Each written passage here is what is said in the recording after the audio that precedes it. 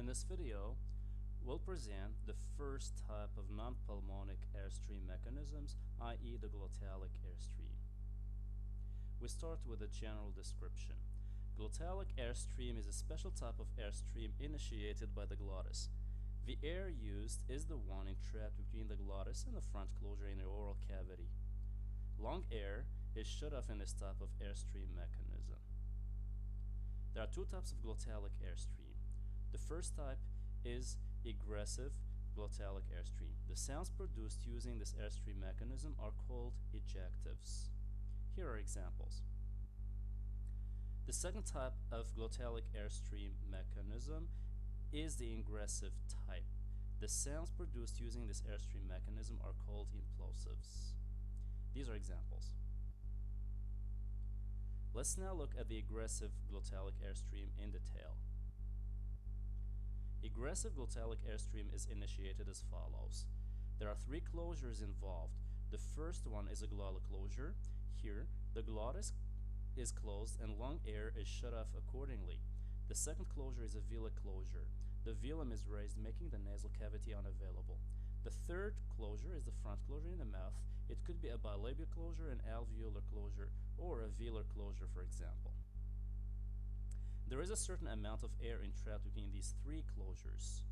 The larynx is then elevated through the action of the laryngeal elevator muscles. This raising of the larynx compresses the air entrapped so that pressure builds up behind the front closure. When the front closure is released, the air bursts out of the mouth. This results in an ejective sound. Let's see these actions in animated form.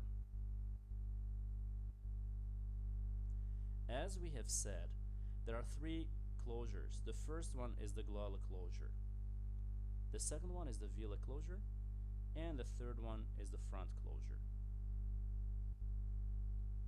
There is also a certain amount of air entrapped between the three closures. When the larynx is elevated, there is compression of air. This results in pressure building up behind the front closure, in this case imposed by the lips. When the lips are parted, we have an ejective sound, in this case the bilabial ejective sound. Let's now move on to the ingressive glottalic airstream. The ingressive glottalic airstream is initiated as follows. Just like in the egressive mode, three closures are involved: a glottal closure, a velar closure, and a front closure in the mouth. Also, there is a certain amount of air entrapped between these three closures. The larynx is lowered through the action of the laryngeal depressor muscles in this type of airstream.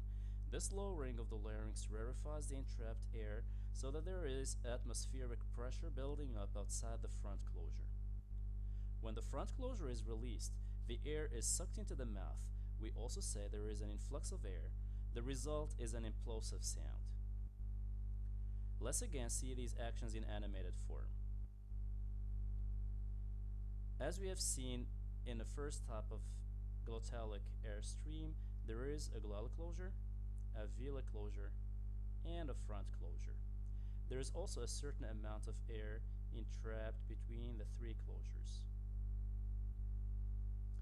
When the larynx is depressed or lowered, there is a rarefaction of the air entrapped.